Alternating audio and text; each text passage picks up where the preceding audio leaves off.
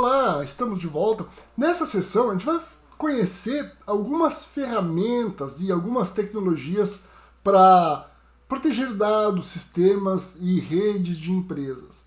A gente já falou sobre várias técnicas, várias ferramentas em outras sessões, né? Mas aqui a gente vai destacar mais algumas, né, e algumas delas. Então a gente vai falar desde VPNs até questões de monitoramento. Então a gente começa especificamente sobre VPN. Então a VPN é uma rede privada virtual que ela cria uma espécie de túnel criptográfico.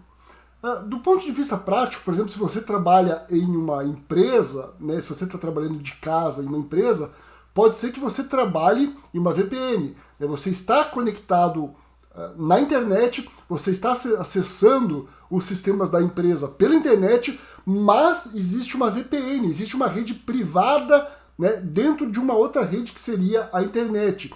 E essa VPN ela cria um túnel virtual criptografado, né, entre o seu computador e o destino final através da internet. Então isso garante que os dados que estão transitando, né, eles fiquem protegidos contra terceiros, né, pessoas que não estão conectados a essa VPN.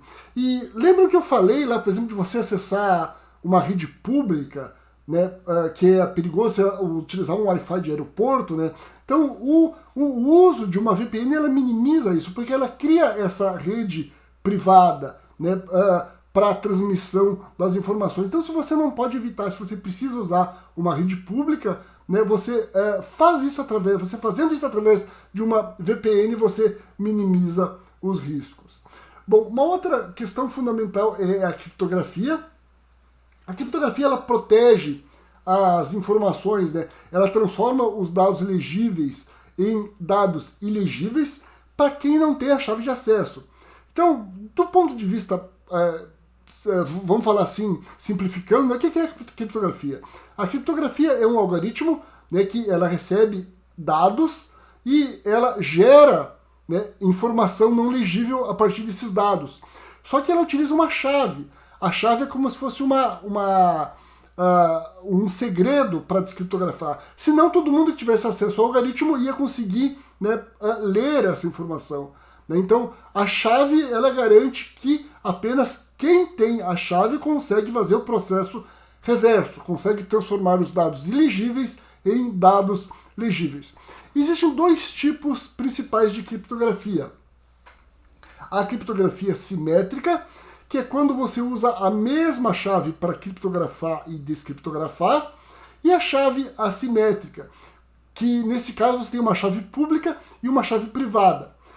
No caso da assimétrica, que tem duas chaves, quem tem a chave pública pode criptografar, mas para fazer o processo reverso, a descriptografia, né, só consegue fazer com a chave privada. Então, imagine um exemplo bem simplificado.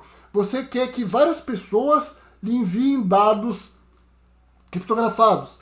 Você pode usar criptografia assimétrica. Você disponibiliza para todas elas a sua chave pública. Elas vão criptografar e vão lhe enviar. E só você, com a chave privada, vai conseguir fazer o processo reverso. Agora, se entre elas, essas pessoas, né, elas tivessem acesso à informação que as outras pessoas criptografaram, né, elas não iam conseguir fazer o processo reverso porque elas não têm a chave privada, né, só você teria. Então aqui algumas implementações bastante usuais, né, de criptografia. A gente tem aqui o TLS, né, que é usada em sites, né, para navegação segura, quando você acessa um banco, por exemplo. O PGP, que é para e-mails, e o AES, que é para dados armazenados, né, que são aqueles dados parados, né, como por exemplo arquivos, documentos, planilhas. E um outro ponto importante, né, é a gestão de chaves. Né? Então a criptografia ela funciona né, a partir de chaves. E essas chaves seriam como senhas. Né? Se você você não tem um controle, uma gestão dessas chaves, né, você compromete a confidencialidade desses dados, dessas informações. Um outro elemento aqui são os backups seguros, né? Então aqui a gente está recapitulando um pouco aqui o que a gente já falou antigamente, há uns...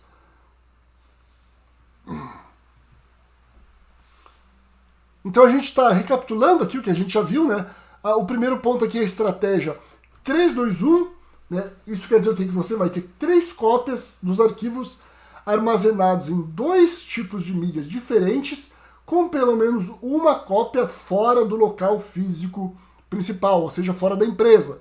Porque a empresa, por exemplo, ela pode sofrer um fenômeno natural, né? Um terremoto, alguma coisa assim, né? Ou alguém pode entrar na empresa e roubar tudo. Né? Então você tem que ter uma cópia fora da empresa. Então você tem 3 cópias, 2 tipos de mídia, né? O tipo de mídia ele pode falhar, ele pode ter um problema, então você vai ter 2 tipos de mídia e uma cópia fora.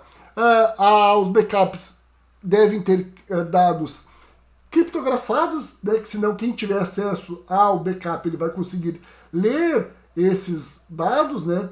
E uma outra questão importante, mas que muitas vezes ela é subestimada, é a verificação da integridade. Já aconteceu, historicamente, muitos casos, né, de empresas e pessoas que acham, né, que estavam seguros, que tinham backup, mas que quando precisaram do backup ele não funcionava, né, por alguma falha no software, na cópia, na criptografia. Né? Então é importante, é fundamental verificar a integridade do backup, né, que você corre o risco de não conseguir usar o backup quando necessário. Um outro ponto importante, monitoramento e auditoria.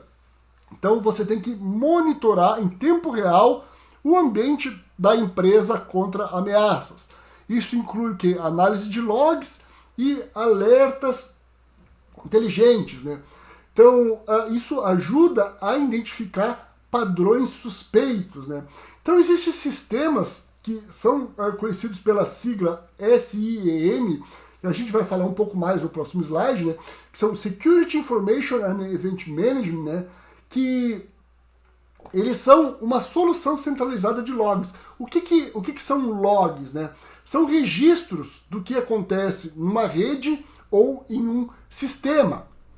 Então, firewall, servidores, bancos de dados, né, sistemas diversos, né, isso tudo vai gerando logs e isso vai sendo analisado por sistemas especializados. Então, um sistema como um SIEM, ele funciona como uma central de monitoramento de segurança. Então ele coleta os logs de vários sistemas num único lugar, ele correlaciona eventos, né, ele busca padrões suspeitos e ele ajuda a criar respostas a eventuais incidentes. Então ele é um sistema especializado, né? Por ser um sistema especializado, ele vai ter mais eficiência na coleta dos logs, na detecção de ameaças, né, de ataques, né, e também na respostas de incidentes. Então esse tipo de sistema ele pode ter painéis de alertas, né, ele pode emitir alertas através de diversas formas, como e-mails, SMS. Então ele pode trazer uma grande diferença na segurança corporativa. Uma outra questão aqui é a proteção de endpoints. Primeiro, o que é um endpoint? Endpoint é qualquer dispositivo que se conecta à rede de uma empresa. Então a gente está falando de computador, de servidor, de celular, de qualquer tipo de dispositivo. Então, as soluções de proteção de endpoints, né, elas previnem e detectam e também respondem a ameaças diretamente no dispositivo, em alguns casos. E a gente tem aqui dois grupos principais de sistemas de proteção de endpoints. Os open source, né, que a gente está falando, a gente está mostrando aqui alguns dessas soluções, né, elas oferecem desde antivírus, anti-malware, até a análise de comportamento, né, e também algumas ferramentas comerciais, como CrowdStrike, né, que a gente está vendo aqui outras, né. Então, essas ferramentas elas trazem uma proteção adicional ao ambiente da empresa, ao ambiente corporativo. Bom, agora aqui, para a gente encerrar este vídeo, né, aqui a gente vai falar sobre um incidente que aconteceu com a Sony Pictures em 2014, né?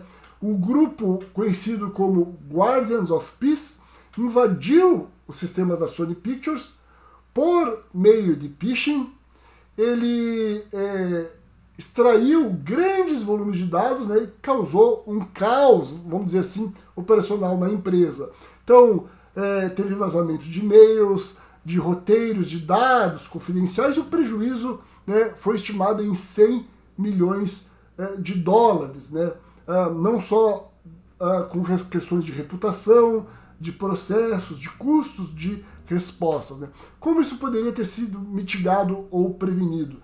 Treinamento, autenticação multifator, segmentação e políticas robustas de respostas a incidentes, né? Alguns dos itens que a gente viu aqui durante o nosso curso.